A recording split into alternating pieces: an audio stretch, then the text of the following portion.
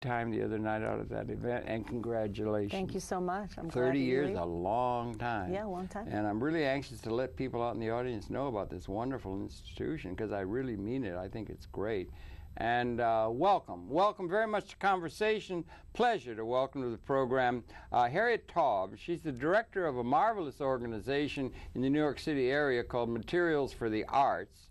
And we've become acquainted with it in recent experience. And welcome very, very much, Harriet. It's a real pleasure to welcome you to Conversation. Thank you so much. I'm so glad that we met a few weeks ago. I'm glad that you came to our warehouse, and you know, we're amazed by what we do, and it's really a pleasure for me to be here. Thank you. Amazed and inspired, I might say, in terms of my own consciousness on what you're doing. I think it's such a, and we want to let people know all about that and get the word out, as it were, and so forth. But I wonder if you could, for me, if you'd share just a little bit, not real long and everything, but your own background generally, born and raised, a little bit of education and things, and then we'll get into detail. We're going to show an 11-minute clip of the Material for the Arts as an institution down the line, but could you share your own background a little? Sure. I was born in New Jersey, and I was educated at NYU. I have at NYU in arts education. So you're well suited. Well, what happened was that I graduated from NYU just at a time when, in the 70s, when there was sort of a fiscal crisis in the city, and art teachers were not necessarily being hired. So over the years, I worked in the television field. I went and made a documentary in the Dominican Republic. Really? I moved to London and worked in the film business. Came back to the United States, and I was married and I started a children's clothing company. I had my first child and did that for a long time. And then about 10 years ago, I was hired as the education director at Materials for the Arts. And 2 years later, I was promoted to the director, and I've been there for the last 8 years as director. I hope they're treating you well, boy. I'll tell you, they got good talent in you. I'm here to testify. And I'll just let the board know that, you know, that's the way the citizens feel. Well, thank you. As to the film, you did a film in the Dominican Republic, you said. Were your films political, educational? Were you political? What was it? Was it documentary? Yes, it was a documentary. My husband is a film editor. Now he's a video editor, because nobody's doing that, cutting on film anymore. But this was a documentary about a Jewish community in the Dominican Republic, and it's called Sosua, and it was founded in 1939-40 to help refugees fleeing from Europe. So Trujillo, who was known as a dictator and had killed in the mid-30s, you know, thousands and thousands of Haitians, decided to open his doors when everyone else was closing doors. So I'd heard about it on a trip to the Dominican Republic and went down and with a small crew, my husband, of course, and we produced and directed this small documentary. It's now like 30 years old. That's interesting stuff, those documentaries. I was just thinking the other day, they got such great things. I guess it's like you say, all video now, but Nova and Frontline. Oh, yeah. And the the History Channel has really good stuff now, and it's so educational, and you just really goes by in a half an hour, but that's all being conducted in some sort of a cinema Akashic record or something. An archive. An archive. But I think what's great about it is that the way, as you just mentioned, all those outlets really give opportunity to a lot of young and, you know, older documentary makers who in the past maybe had no opportunity to really screen their work. And one of the things at Materials for the Arts is that we have, and I know we're going to talk a lot about this, a broad range of artists that are coming into us, dancers and visual artists and painters and sculptors, and also videographers and who are working on projects through some of our sponsored groups. So, you know, we support them in ways, you know, it's one thing if you need a camera, but it's another thing if you just need a desk or a chair because you have an office, and, you know, if you spend your money on that, then you have less money to spend on your production. That's right. And so that's really the sort of the brilliant simplicity of what happens at Materials for the Arts. Yeah, we'll get to that in a second and everything. Back to the film and that sort of thing. Let's go down memory lane. Sure. And that, you know, that's always fun sometimes. But Did you edit that? What did you shoot? It was 16 millimeters, 35? 16, was it done 16. 16? And were you editing on a Steenbeck? We were editing on a Steenbeck with little pieces of tape. Yes, yes, I know. Yeah. Yeah, it seems like ancient history now because everything is done. You know, my husband works on he used to work on an Avid. Now he works on a Final Cut Pro. Likes Final Cut Pro. You know, everybody works on Final Cut Pro, and you know what's happened in the editing business is that a lot of people took because the machinery was so convenient that advertising agencies said, we don't really need to hire those editors anymore. We can do so much of this in-house. So the whole industry, I think, has changed over the last 15, 20 years. Everything's changing tremendously. I knew a fellow, Abdul Das, he's out of India, a serious filmmaker, and he has like the Avid is thought of somebody like the Cadillac as opposed to Chevrolet and everything. But he got either one he can use, and he likes Final Cut Pro better than Avid. Yeah, even, my husband works on a Final. He uses Final Cut, right? Yeah, he does. He's still in the editing. Yes, okay. He does. And isn't it amazing the rapidity with which things are coming available to the people now? There are people out in Iowa who have on their desktop the ability to edit that would have been we've been envious of 30 years ago. It's true. You know, it used to be that the only place you could sort of live was California, the West Coast, Los Angeles, or New York if you really wanted to be, you were serious in terms of being a filmmaker in the film business. And then because everything was here, but with technology and the internet and the fact that you can, as we've said, use a Final Cut Pro on your computer anywhere. You can live anywhere and you can get the work sent to you or the internet. So it's really changed the way where people live. It is, and it's democratizing things, and I'm generally in favor of that idea of democratizing things. I agree. Who was it who said democracy? It was Churchill said democracy is the worst of all, but than anything else, any other system. But the idea of making it available for the creative things to the broad citizenry is something. Some people think of artists as being Michelangelo, or it's a genius thing that sets them apart from the society. The Balinese have a saying, if I may, the Balinese have a saying, you're in art, right? Balinese have a saying that I like. It says, we have no art, we do everything as well as possible. Right. So making a pie or gardening or all kinds of things. But do you understand what I'm saying? I do. I do think that there are always the geniuses of the Michelangelos and the Picassos, but I think also what we do is that when we view everything as having some kind of artistic aspect to it, it democratizes it, as you say. And we often find, and I know we're going to talk about materials for the arts, that people say, oh, I'm not an artist, because we have a big education program. And we say, what does that mean? When someone says, oh, I'm not an artist, I'm not creative. We all have it in us to do that, to be creative. And I think under the tutelage, under the guidance of someone who is creative, we can really extract and bring out the best in people. And that's part of that democratization that you talk about. I think those are words of wisdom. So much of the time is spent up, and you said like things were having a hard time in New York, and so the last thing that is going to be paid attention to are the arts. It's thought of in the minds of some quote-unquote practical people as fluff. We can get it. We don't really need that. What we need is math and science and everything so that we can build the technology. You understand what I'm saying? I know. And the arts are ill-served.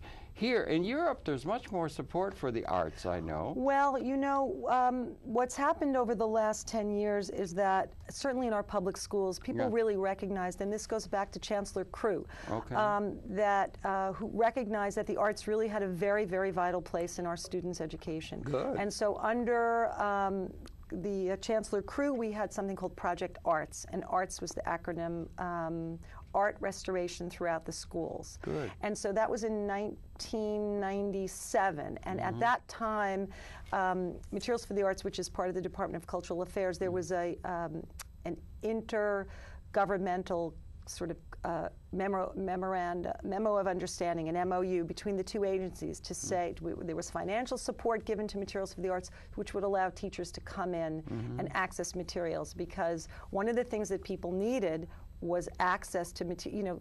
Art supplies. Art supplies. Right. Yeah. And so I think it's very important to have of course, the educational component, having teachers, art teachers, and dance teachers and music teachers working with our students. But their regular classroom teachers can also be very supportive and help extract those artistic talents for our students and also help them in a geography lesson. You know, there are many different ways that students learn. Some students are good just sitting in the classroom listening to someone just talk. They're really good at that. But a lot of our students, and myself included, I know as a student, I needed hands-on. That was the way that I learned. And I think the arts do that for our students. Yeah, you get out and put your hands in some clay and stuff. And I think that you can learn math better if you have manipulatives, and if, you know, instead of adding in your head, students can use blocks, or they can use buttons, or they can use a lot of the things that we can provide them with.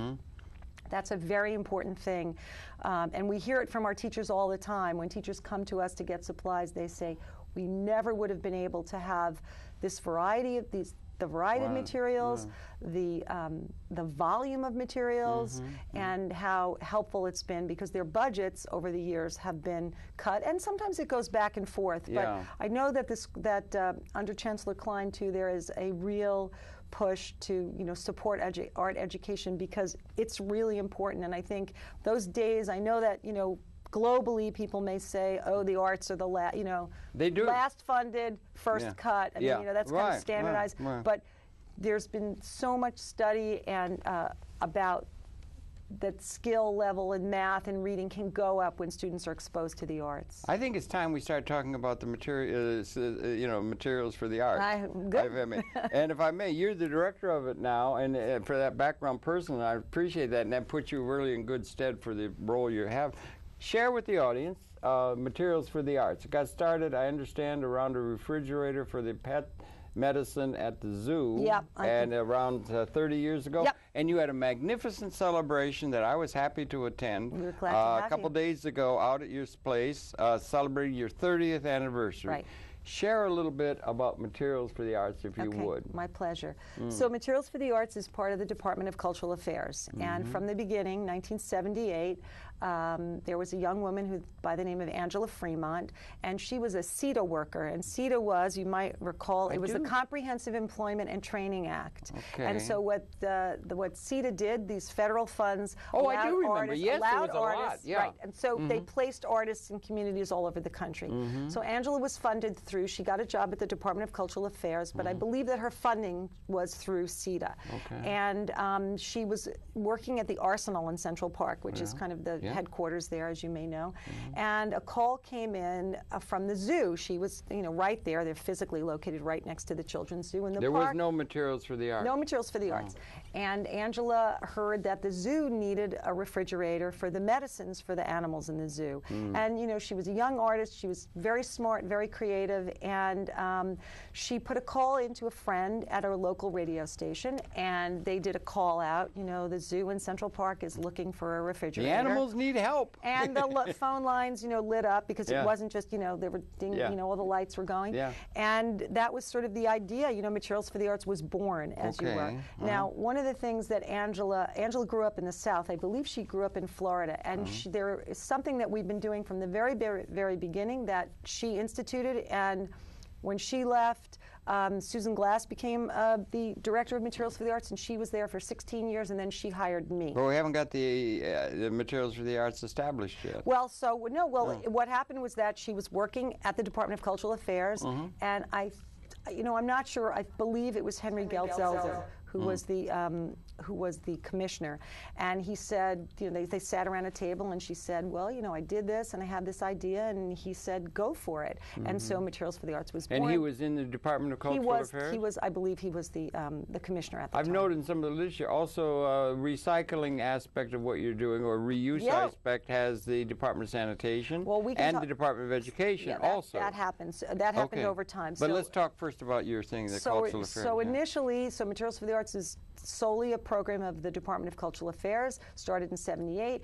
Angela was one person with a phone. She was getting groups to, so any arts organization in New York City that was not-for-profit could become a recipient. And I did a little research before I came here, so if you don't mind my reading. By all means, read away. So some of the organizations that were with us, with Materials for the Arts, as recipient members from the beginning were Queens Theater in the Park, Q-Tip, the Lower East Side Print Shop, Ballet Hispanico, Playwrights Horizon, Brooklyn Academy of Music, the Staten Island Children's Museum, Symphony Space, Queens Museum of Art, Exit Art, the Sculpture Center Gallery, And yeah, I think that's so from the beginning. Some of the founding some of the organizations that from the very, very beginning. So there was Angela. She didn't have a warehouse like we have now. She didn't have trucks that she owned. We own our own trucks now. And she was kind of brokering. She was like a traffic agent. She'd get a call from someone that said, I have 3 desks, and then she'd maybe call around and call Queens Theater in the Park and say, are you interested in a desk? Or you need it, And then she'd get the Department of Citywide Administrative Services, known as DCAS. They had a truck, and so they loaned it to her 2 days a week with a driver. That wonderful? So it was one of these things where she was really, really utilizing all of her smarts, putting all of this together and making this happen. Over time, the program grew a little bit and needed some physical space, and they moved into the basement of PS1. Contemporary Arts Center in Long Island City. Long Island City, okay. And they were there for a number of years, and then in 1990 the program moved to the Chelsea Market, which at that point was not, it's very fancy and beautifully renovated space. It's on between 15th and 16th Street and 9th Avenue. And when they moved in, it's the old Nabisco factory. Okay. And it hadn't really been renovated, and they got 10,000 square feet, and it was it was close to, the kitchen and not too far from here Arts Center, and, kind of very well placed for an arts service organization, an arts providing organization. Right. And then in 2000, what happened in 1990, just about the time when they moved to the Chelsea Market, the Department of Sanitation under Commissioner, I'll think of it. I'm sorry. It'll come to you when you don't think about it. It will come to me. Brendan Sexton. There you go. See, Sorry, I knew it would. I knew it was there. Sexton. I knew it was there. Didn't you know it was there? Apologies to Brendan Sexton. Happens all the time. Under Brendan Sexton, the city had rolled out this 25-year solid waste plan on how they were going to deal with things like recycling. Right. And huge issue. Huge issue. This is back in 1990, and apparently, from what I understand the history, Brendan Sexton met Susan Glass, who was my predecessor, and he said, "You're doing reuse. You're absolutely part of this plan." And so there was some funding then that came from the Department of Sanitation to Materials for the Arts to help them expand, hire some more staff, just really make the program much more operational. Trucks, getting a truck so that there was their own truck. We're getting a little ahead maybe in the way, but you're now out in Long Island City. So so what happened was that then in 97, under the Project Arts, which I mentioned before, there was this third partner that came in, which was the Department of Education. For years, teachers had kind of clamored, like, how can we get into materials for the arts? We need stuff too, but it was only for arts organizations. For arts organizations, non-profit. Not-for-profit arts organizations. Did you run a careful check on that to make sure you were keeping it Yes, we have a very thorough application process that organizations have to go to. They have to provide us a copy of their 501c3, their not-for-profit status, or they have to have a fiscal sponsor that is a not-for-profit. Their work must be in New York City. We get lots of calls from people who are out in Long Island or in Westchester or New Jersey. California? Can we come in? Well, yeah, but Asia? People are coming in from Asia and Europe? Because you've got a model going here that's of great interest. We do have a model. We do have a model. And we have a lot of interest from overseas and actually other states. People are always calling us and asking us. And I believe in the mid-90s there was some federal funding that came in through the Department of, I guess the Department of Environmental Conservation, I believe, where they give some funding to sort of produce a book that was like the how to start your own materials for the arts program in your own community. Okay, I hope it's spreading. Well, it did Johnny spread. Appleseed. It did spread in the best possible way. But one of the things I tell people about New York is that we are the artistic capital of the world. So we can have a program like Materials for the Arts that just hones in on the arts community.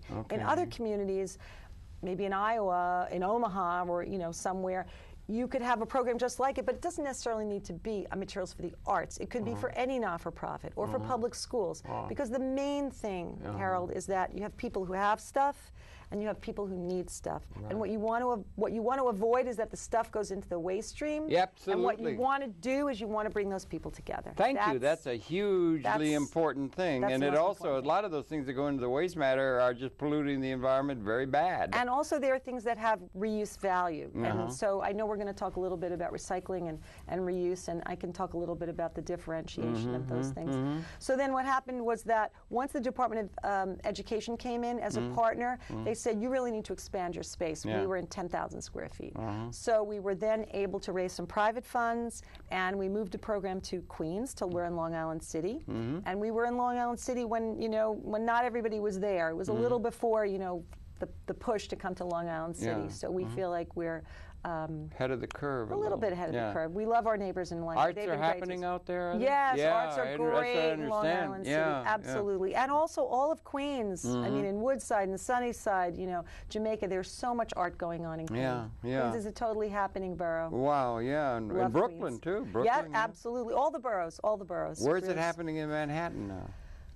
I think maybe the garment district's starting to grow. Well, yes. Also, the Fashion Center business. The Fashion Center has also been very, very supportive of the arts.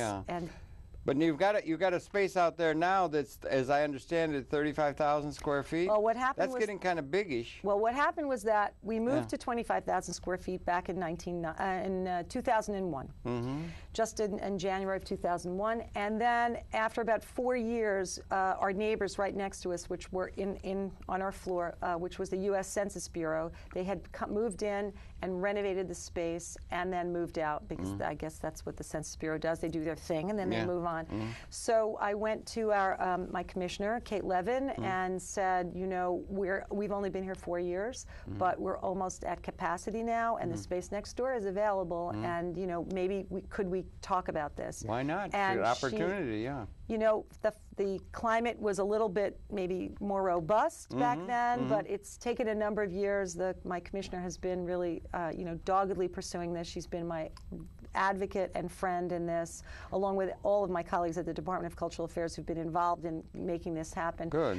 And I'm happy to say that it's taken a long time, but in January we're going to start the construction, and we're expanding our physical space to actually house the items, but we're also building a permanent education center. Is that going to, how many square feet that's do you have? That's another 10,000. So on top of the 35? No, that's the 25 and the 10, that's the 35. I see, so it's going to be adjacent to the you're in now, same building and that sort of thing? Same floor. Okay, that's really good. And what it is you've got a thing where you've got nonprofit organizations. I think Manhattan Neighborhood Network, this entity is one of your things. Absolutely. Does that mean somebody who's at Manhattan Neighborhood Network could become involved in it?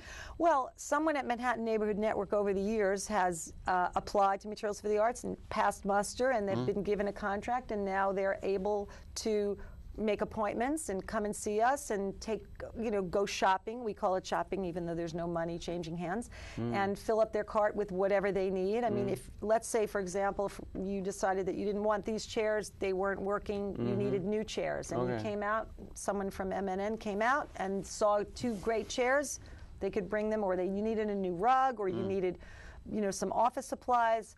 As a not-for-profit in the arts world, you're eligible to come. Now, how do you do? I don't mean to be. It's a fine point.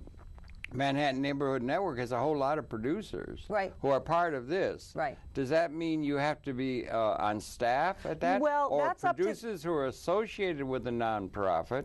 Is that possible that they could be included in being eligible for being involved in this program? That's up to. Do you still try and keep that very close to the wind, as they say, in terms of the number of people that are allowed to participate? It's up to the recipient organization. So if MNN, they have sort of internally chosen 4 people who are their representatives.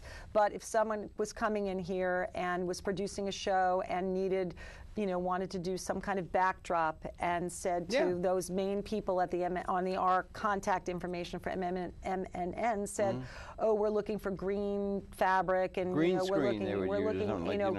wondering if we can go to Materials for the Arts, and the people in charge said, sure, we'll write you a letter of permission, and they could do that. I mean, what it does. So they would work that out within the organization, because you got a lot of organizations. We have How many? I wrote that down. I wrote that down. As of today, we have 3,898 organizations. Now, that's a lot when you think of the people that are associated with that. You have an organization, you'll have a staff, you'll have people on board, that kind of on the board, or people that are involved in that organization. Then there are people that are using that organization. How far out can you go in terms of reaching the citizenry that are associating through these these nonprofit organizations? Well, for example, let's come up with a couple of examples. You're the education department at the Manhattan Children's Museum. Okay. Okay. You've got programs you're running 5 days a week with small children, and you need paper, you need fabric. It's Halloween, maybe you're doing costume making, then it's going to be the holidays, maybe you're going to be making, you know, some kind of paper mache, whatever it is that you'd be making. So you'd be the education person from the Manhattan Children's Museum, might make an appointment once every 6 weeks to come to Materials for the Arts. Now, that's really their staff that's going to do this. If you're a gallery, let's say, the White Box Gallery, you have a show, you're mounting a show, and you've got an artist, and that artist might need frames for the work that's going to be at this show. Maybe you would send that artist in, or that artist might need something. So it really depends on what how the organization is based in terms of their community and who they serve. What we don't do is that we don't serve an individual artist for their own work that they're then going to go out and sell that doesn't have a kind of community value to it. Now, it's good to come through nonprofit organizations. You have to come through. You have to through an. All right, that's interesting. And the reason, it's the philosophy behind that. And the reason being is that, you know, New York City is filled with, you know, thousands and thousands of artists. But is it really the job of this? You know, we're tax levy dollars. Is it really our tax money that should be supporting this particular individual over that particular individual? Right. If there is a community benefit to go ahead. If there's a community benefit to the artwork, we have individual artists that are working on community art projects. They're doing a mural, for example. They're working out with the Bronx Museum, and they're doing a community project that people are going to come into the museum and see or participate in. Those artists could come and get supplies, but they couldn't necessarily get supplies to go back to their own studios and do their own work and then put on a show and then sell that work. That wouldn't necessarily be kind of kosher, if you will. Yeah, I can understand that. And it's a thing because there's a lot of people. There's a market that serves that and that kind of thing, and it's a certain kind of philosophy about getting things to nonprofit because it's a nonprofit context you're working in, and that's fair enough. Something should be serving that. Yeah, we're the government. I mean, so you know, we're trying to support, but we can't choose one group over another. So we are supporting. What's the limit? You got 3,000. Why don't you have 30,000? Nonprofit organizations. Would you like to have 30,000 that associate with it? And then we want to get down to who does you got a thing, you got stuff, all kinds of things, that's donors, and then you got the people who are the recipients. Those are two big parts of the overall operation. Maybe we should get to some of the dimensions of that. Sure. And how far out could be extended? Could you have a warehouse that's 350,000 square feet? Could it be expanded? Could it be put up in Ames, Iowa? Could it go up in Paris, France? Absolutely. Because you're doing a vital service that's really helping important parts of the community and so forth, and it's a very interesting model. So maybe we can get to some of those things if we can. Sure. And I wonder, what do you think, Harriet? We could create. You brought in a DVD, and maybe this would be a good time. What do you think? Sure, I think this might be a good time to try and set it up because it sort of explains it. It's a video thing, and then a piece that's been put together about 11 minutes. So maybe we could run that now, and then we can come back and touch some of these things you and I were talking about. I think that'd be great. To expand out on it and also look ahead, particularly with the era that's emerging, and put it in maybe even in a global context as a potential model. So here comes the video. Okay, great.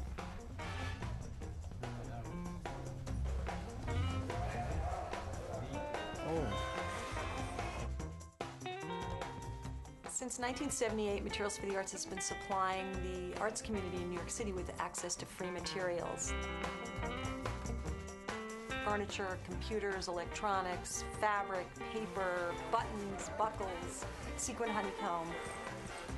The original idea was people who have things, don't need them anymore, and then give them to organizations that do. I mean, it's a very simple yet elegant idea of giving to those in need when you have more than you need or when you have things that you don't need anymore.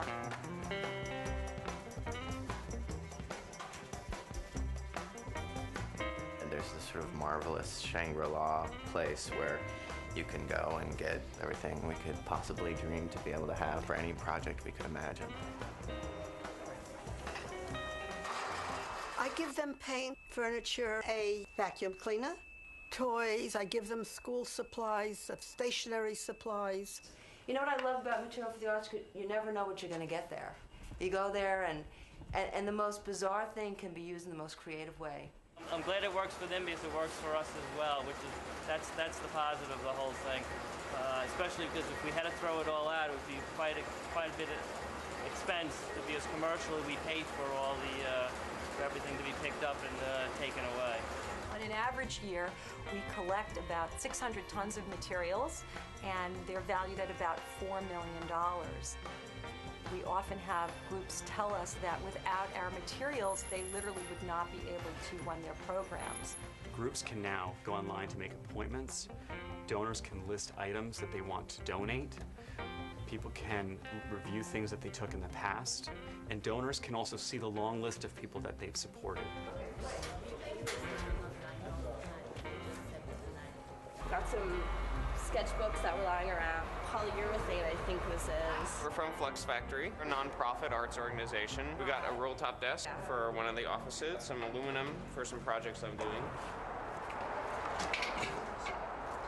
How are you guys all going to fit in the car? Brian's going to walk. So when people come in and they've never been here, this is their first time, you know, I often encourage them, go through every aisle and go up and down the aisles and go through every bin. Oh, they run through like locusts through a field. And one will go one direction, the other will go in the other direction. You know what? We should look for bags so we can put the findings and the buttons and all that stuff. I'm the costume coordinator, and I'm looking for fun stuff for the girls. And I thought this would be a really great idea. Maybe necklaces or around the pants.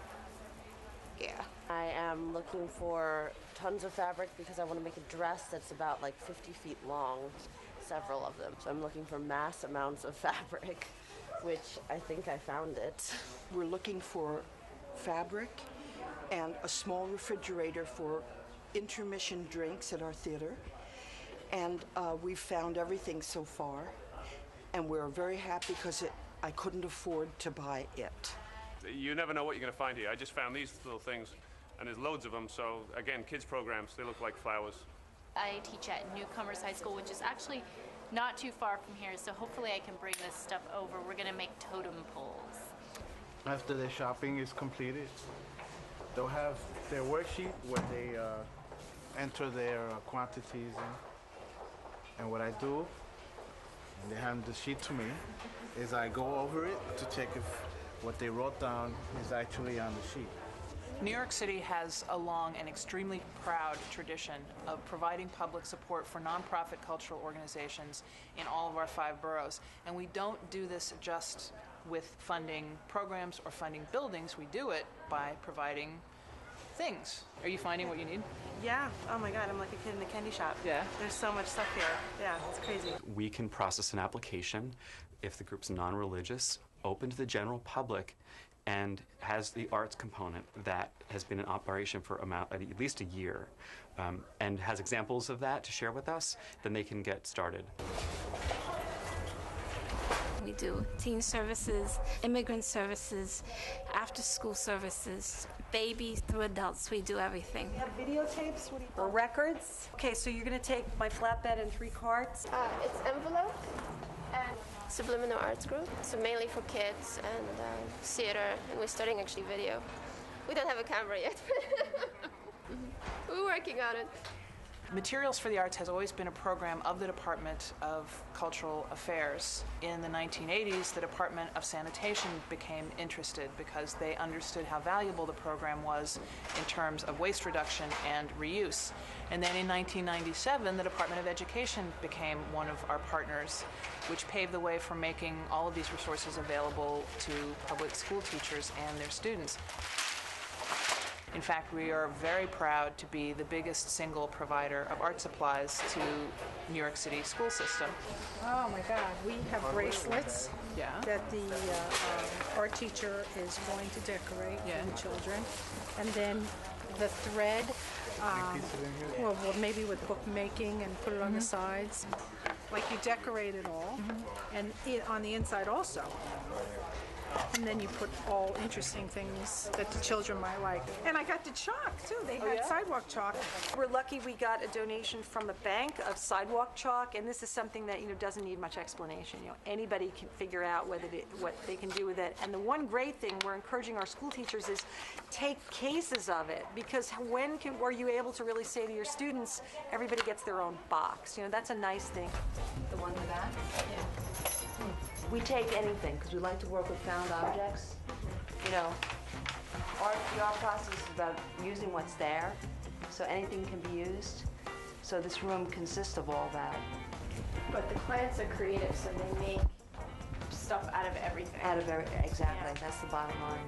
This whole piece was donated by someone that went to Material for the Arts and gave this up as a donation. Oh, how can we forget the light box? This was from Material for the Arts. I'm the doctor who's in charge of the outpatient drug and alcohol clinic. Without Materials of the Art, we could have never done all the ceramic work.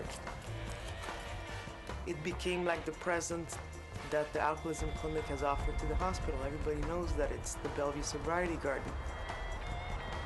It changes our clinic to a crazier and special place. They made all our dreams happen.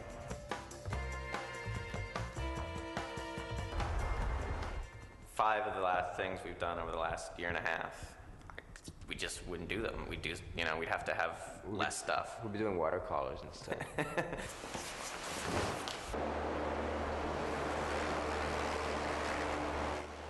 It's almost embarrassing how much of the stuff in here is Materials for the Arts. Everything that I can't use, someone else can. I'm a great believer in recycling. Though it's not really reflected in our name, Materials for the Arts, we really consider ourselves a reuse and waste reduction program. Here's an example of an item that was being tossed away regularly by this donor. Where do you find something that beautiful with those colors? Just great stuff for the kids. We're doing the Wizard of Oz, so we have green this year. Our theme was green, flowers, for the poppy field, for the farmhouse. I figured this would go on the edge of it, little tapping corn girls. Sequin honeycomb is our signature item. I mean, it's the thing that we're known for. People all over, when they see work that's done with sequin honeycomb, they say, Materials for the Arts. You got that at Materials for the Arts. Teachers really gravitate towards the sequin honeycomb, and there are actually several projects that just involve sequin honeycomb up in the front of the warehouse. Most of the leftover that we have, we usually donate over to the Material for the Arts for their use for the performance arts, off-Broadway nonprofit theaters and everywhere.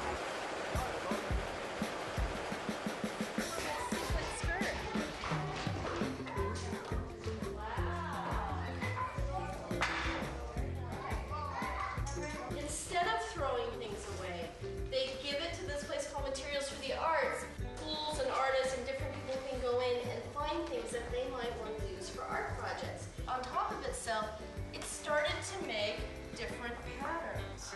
See that? Oh, so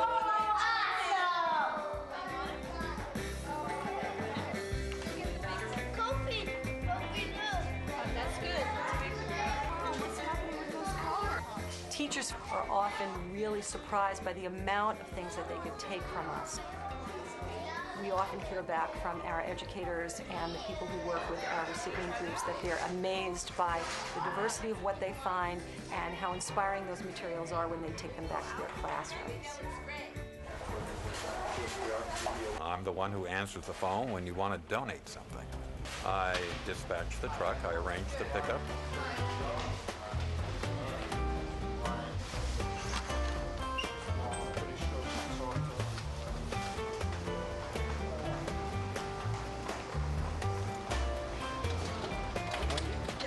First time? Yes. So you're gonna get like a whole bunch of thank you letters. I probably receive between 5 and 10 a day, thank you letters for making the donation, that they've taken something. International African Arts Festival, New York City Department of Education, the Micro Museum, Citizens Pell Theater Group, off-center theater. And I've gotten them from artists, which pleases me tremendously because they use what I give them as part of their art project. One or two special ones that have been more touching, I've actually, they're not here anymore because I've taken them home to show family, friends, and so forth, because it makes such a huge impact on some of these people's lives. It's really amazing. This is really a brilliant example of a public-private partnership at work. The greater resources that are provided for Materials for the Arts, the greater the resources that all the organizations who depend on Materials for the Arts have. So for us, it's the more that Materials for the Arts has, the more we can do, and the more the artists who depend on us can do too. So it's sort of the whole, everybody benefits from that. Donors are happy because they don't have to toss it, and we're really happy because it's not going in the landfill. And our recipients are probably the most happy because they're able to get wonderful supplies that they wouldn't normally be able to afford, and in the volume that they would not really be able to get. Good afternoon, MFA shoppers. MFA closes promptly at 2 o'clock. For those of you still shopping in the aisles, you need to think about stop shopping and come to checkout at this time.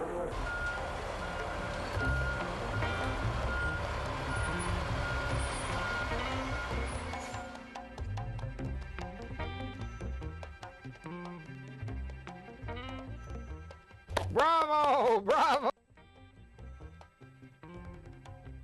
Beautiful. Yeah. That's beautiful. What a great thing. There's so many questions come to my mind.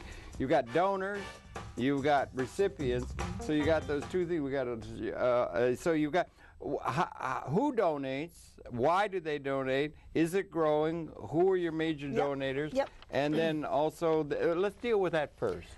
Okay, so who donates? It's a wide spectrum. Right. I think it's probably over 10,000 donors from the beginning of the program. Okay.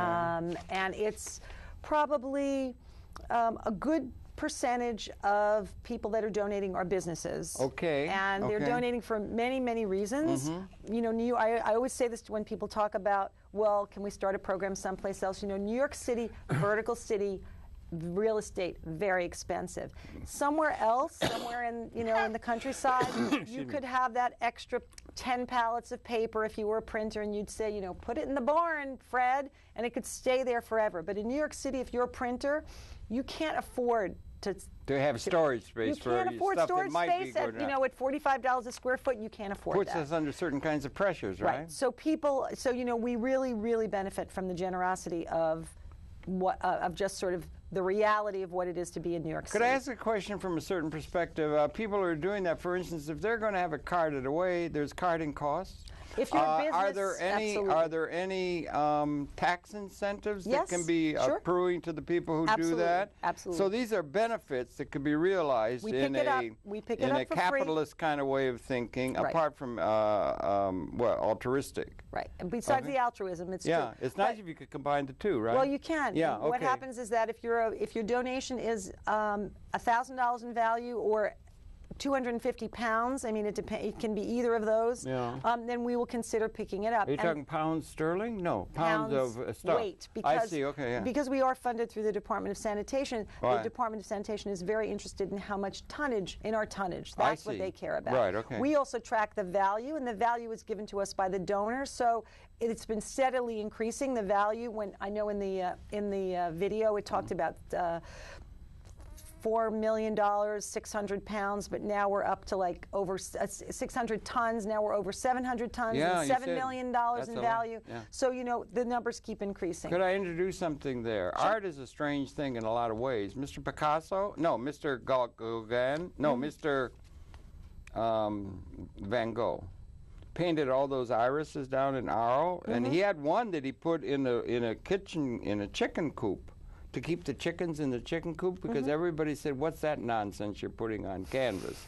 And nobody paid any attention to it. Really and art is hard to put a value on. And then nobody paid attention until it fetched in 100 years or so $35 million at Sotheby's. Right. Art's a funny thing. How do you put a value on it, or do you put value on the art, just material? No. Yes. And do you try to monitor that? No.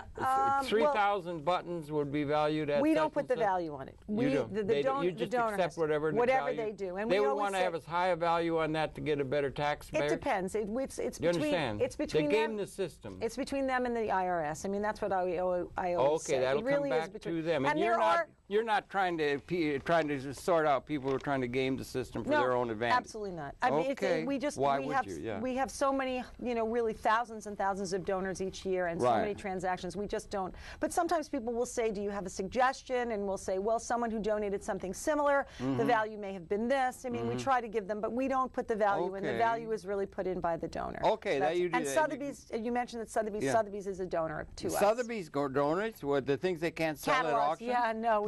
Catalogs. And they have many different departments at Sotheby's. So do you have an opening from, let's say, the corporate or the well-to-do community or whatever for grants or something that they could support your activity? Well, or not? We do have angels.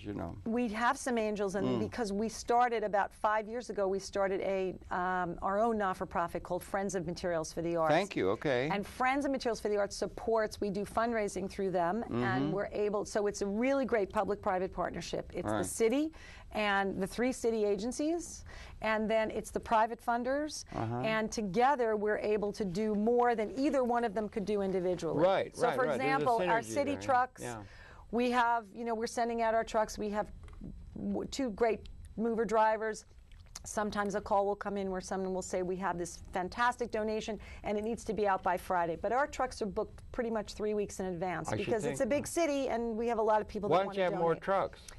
Well, why don't you have, instead of 35,000 square feet, 350,000 square feet and a fleet of 200 trucks? Everything costs money. How high? Okay, everything costs money. How? That brings it down a common denominator, doesn't it? Yeah. And we are lucky. I would say this, and I would say this, I am a public servant, and but I would say that we are blessed with having a mayor and a commissioner, and for 30 years, mayors and commissioners that believed in this concept and kept this going when they didn't have to, when times were tough. But the value to our recipient members, it might be $7 million worth of items that we collect in a year, but to buy those items new would be $14 million. We may be getting over now to the other side of the thing. We're talking about the donors, that side of things, business. And that seems to me like it's very much a whole lot of win-win stuff going on there. They'll take the stuff away, your trucks will take it, they don't have to pay carding, all this stuff. And they can be altruistically in serving something very well. They can go to all those testimonial dinners where they're helping the kiddies do their art, which is a good thing, public relations. They also, and this was the thing I referred to it before about Angela, who grew up in Florida. Angela Fremont, who started the program. She learned about stuff from her dad, who was a tinkerer, who was a boat builder, and he'd take her to these swap meets and flea markets. And she learned the art of letter writing from her mother, who was a Southern belle. Now, let me just say, from the beginning, anybody who got stuff from Materials for the Arts had to write a thank you letter to the person who made the donation. And we continue that to this day, and we track it. We know, we ask people to now email us copies of their thank you letters, and we track it in our fantastic database system that's been created for us through private dollars, our inventory system. So one of the reasons that people from Davis Polk Wardwell, people from Macy's, people from Victoria's Secret, people from Blue Man Group, the downtown, the reason that they continue to give, they tell us, they love the thank you letters. Yeah, it's PR. That's good. They love the thank you letters. Well, that seems fair enough. A letter going back. Do the donors have to send back an RSVP? Thanks for the thing. We're happy we're able to do it. No. Why don't we require them to do it? Well, because look, they've already done their part, Harold. They've already given of their stuff. It's been picked up. They get their text letter. They're sort of done. But now they're really part of this new art world in a way. They're part. They now are exposed to artists from Here Art Center. Artists from Socrates Sculpture Park. Artists from that are doing work at the Whitney or small Calipuli Mexican dance or Foundation for Filipino Artists. I mean, they're exposed. You got 3,000 of them. 3,800. Yeah, that's more. And public schools from Staten Island to the Bronx, everywhere. So they're now exposed. So we tell our recipients, invite them to a show, have them come to a gallery, send them tickets, because this is a great PR vehicle for you to show your programming to a whole slew slew of people that would never know about you. I wish we had 20 hours to talk about all the ramifications of what you're doing, young lady. Well, but we don't. We have to get over to the recipient side now. We talked about the donors. How about the recipients? Yeah, that must be fun. You got those kids getting all those buttons and clay and besides, I was writing these numbers down. About so we have left, 1,400 arts groups whose mission is arts, and that goes from the museum to the dance companies to La Mama, whatever it is, the theater groups. We have about 1,471.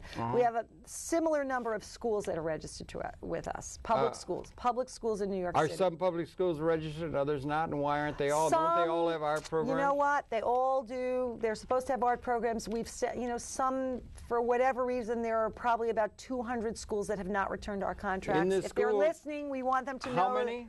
About 200 schools that have not returned. Out of how many schools? Out of about it's about 1,600, because some of them are schools within schools. And how many have returned a contract? 1,468. It's pretty darn good. Well, you've got a good record there. Yeah, but I'd like to have them all. I really want every single school. I don't want to read another story in the Post or about somewhere that says... About how the kids don't have anything to clay. Or that teachers are putting their hands into their pockets. I mean, I know they have to do it for some things, but they do not. If they must become shoppers at Materials for the Arts, because we offer so much and it's free and it's just no reason for them to Have you ever money. thought you could put a little price on each thing that those people would pay so that you get financing by the people paying, like if they were going to Salvation Army? There are programs like ours throughout the country that do a weighing thing, so it's like so much a pound. It would cost us, that is not, that's not the mentality that we... That is not. I know it's unique. That's one of the other thing is that it might be something that, the agency would consider over time, but in order to monitor that, the staffing that you would need to do to actually monitor that and the cash flow and all of that, I can't imagine that you would actually make enough money to pay for that sort of oversight. Well, that's interesting. That's an interesting thing, component, because you're giving it away, and there's a certain thing when you give it away, you do want to keep track of it for your own bookkeeping purposes. We keep track. We have a fantastic database. I can tell you. It's like going to A&P and you go to the thing and they check what went out. I can tell you what goes in and out. If you said to me, what did the Colors Project, an organization that you know. They're a fantastic organization. Yeah. If you said to me, tell me what they took the last time. They're one of our proud producers here. They are. They're so good. I could tell you what they took from us. I could tell you who donated it to us. So, we track all of that. All right. That's a good thing to do, and you have a thing doing that. And then the donors are a wide variety of people and so forth, and it's growing. And individuals. I didn't mention, I was really naming a lot of the businesses who've donated to us, and I said Gagosian Gallery, Calvin Klein, Estee Lauder, a fantastic supporter, not just of stuff, but they fund us. The Juilliard School gives us things after they're done with it. David Stark Event Planning. We have a wide range, but we also have a lot of individuals, people like you, Harold Channer, or me, Harriet Taub, who's cleaning up my closet and says, that yarn, I'm not going to use it anymore. Maybe Materials for the Arts would want it. Then you would come out and collect it in due course. You only got two trucks. You can only get so far with 2 trucks. We can only get so far. You should have more support, I think. I think we should solicit support from the viewers to get interested in what you're doing. Get in touch and see what they can do to help. Do you mind me saying that? They can go to our website. They can email us at info@mfta.org. Right. And just say, but here's the thing. We actually encourage, because of gas and all of that and the carbon footprint, we encourage people, if they can, or they're coming through Long Island City and they have something and they want to donate it, to drop it off. You got a place to drop it off there? At our warehouse. We have all that's posted on our website, mfta.org, or you can call us at our number, which is also listed on our website, or email us. We love email because it allows us to do lots of people to do that work. That might be good for particularly individual things. You had a thing where you had some company or something had blue gloves. That's right. That were a little bit the wrong hue. It was a set for television or something. No, it was for the little wrong hue, and they get like 1 million of them or something, and they're in every school in New York City now or something. Everybody's wearing those blue gloves. No, so that's a big thing that was done. That was a big consignment that didn't work, and rather than throw it in the dump, away. Exactly. And they send it to you. And they just recently donated crepe paper. Are there other institutions similar that are like similar to what you do in the New York City area that are in a certain sense sister institutions or competitive with what you're doing or the niche you're filling? You know what? I don't think of any of it as competitive, because you know what? The market is so wide. There's so much stuff that's being dumped, or so much stuff. Thank you. So that it's not competitive. If people want to give to the Salvation Army, bless them. If people want to give to Goodwill, bless them. Because we can't take everything that's offered to us. No. And we are part of something called the Reuse Alliance, where this is members, people like I said, Goodwill, Salvation Army, Build It Green, which is a Recycle a Bicycle, a lot of organizations that sort of, take things and give them away. And so if someone calls us and says, we have building supplies and we won't take it because we don't need it or we can't get to it on time, we'll make the referral to Build It Green. And, a number of these organizations. You're in touch with that community. We are totally in touch with Well, that that's community. a very good thing to recycle. They call it recycling. Reuse is different in that sort of thing. Computers, they're going out of style within 6 months after is a great they're on the organization shelf. in the So Bronx. there's a lot of things that are very usable in that. I had a friend, John German. I don't know if you know John. I know John John's German. a great guy and everything. And he sends, what do you call them? Containers. He sends them computers to Madagascar and things like that. So the computers that are perfectly working and the use of things that are perfectly good and able to be utilized is something we all ought to be thinking of much more than just clogging up all the landfills with all this stuff. Well, you don't you think that's an important thing on a large world scale? But you can't dump a lot of that stuff anymore. I mean, thank goodness the Department of Sanitation has new rules and regulations. All the more to have institutions such as yours, my dear. Absolutely. No, so it's you a very can't just put good it on the thing. curb anymore. You have to be responsible for those items. Yeah, and it is a win-win thing. And really, people should be thinking about just generally. And we didn't even talk about our education classes. And we only got 5 minutes. Well, we got 4 minutes. Can you get something in? I Use want to haiku? talk about it because one of the things that we've done over the years is that when I first came to Materials for the Arts as a former art teacher, there were a lot of people coming in who would say, what do I do with this stuff? And so when I first came, I started to do some workshops and classes to teach people how to use these kind of non-traditional art materials in new ways. These spools from the embroidery company, or how did you, this cardboard, what could you do with it? Well, we now have a year-round education program. We have a full-time education director, Susan Anderson. Joy Suarez is our master teaching artist. We teach classes all year long for teachers. The inventive use of these art materials. How to use the materials found in our warehouse. This morning, we had the Parks Department sends people in, they're after-school workers, and we're doing a whole year's worth of training with Parks Department We've workers. only got about a minute left, and I got a burning question I have to ask. We have in the world of bibliotheca or library science, we have Dewey Decimal Library of Congress system for keeping track of information. Right. What's your system for keeping track of stuff? Well, what's your categorizing system? What systems do you use? It's a very important epistemological thing of how you're going to organize keeping track of that, particularly as your thing grows. You're going to need to have a system. And how do you break it all down? Well, Paper, metal? We have it broken down into what we call consumable and durable goods. Consumable are things that are used up. Animal kingdom, Exactly. And durable goods are things like chairs, computers, electronics, something that, an iron, a real item. Otherwise, it goes into consumable and durable. And we have a great database system that was created for us, and that was funded with private dollars. And if anybody wants to support Materials for the Arts, or you can send a check to Friends of Materials for the Arts, or go to our website, because we help. I always say to funders, when you help X dance company or Y, art gallery, you support them. When you support Materials for the Arts, you support almost 4,000 organizations and hundreds of thousands of people that are participating in them. I told you, my dear, we were going to run out of things to say. Thank you. Thank you very much for viewing. Your pleasure. Harriet Taub, Director of Materials for the Arts, a major institution that has ecological and all kinds of context in terms of the evolving world scene, as I would say. And I think there's destined to be many more of these kind of things developing in myriad areas as we become aware of ecological changes that are called for, and also the transformation toward nanotechnology and a lot of other things. There's going to be a lot of useful stuff. I'd like to get that indexing system that you have for keeping track of stuff. How do we categorize stuff? That just occurred to me at the end here. But thanks a lot for coming in. All the best, and thank you very much for coming in. Your pleasure to have Her Perception. We invite you to tune in. We'll be coming back again, tomorrow.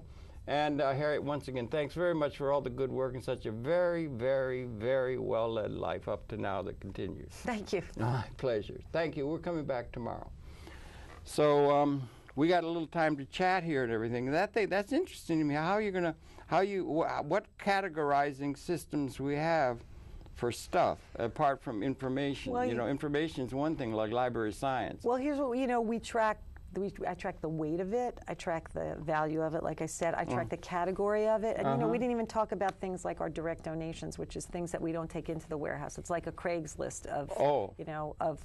I'm not going to pick up your one computer, even if it's a G4. Yeah. But I could get somebody to come to your house to pick it up. I told you we could talk 15 hours. You know, easy. We're done. There's no point in talking if it's not going on tape. Okay. I think maybe it's going on tape. I'm not sure if it is going. No, I think we're out. We're done. So there's no point in talking. All right. It's not on tape. So I have to We'll wait. go silent. It's glum. Go silent. Just take this. Stand up. Take this sleeve off. Just take your arm out of this. It's easy. Okay. Get this. There you go.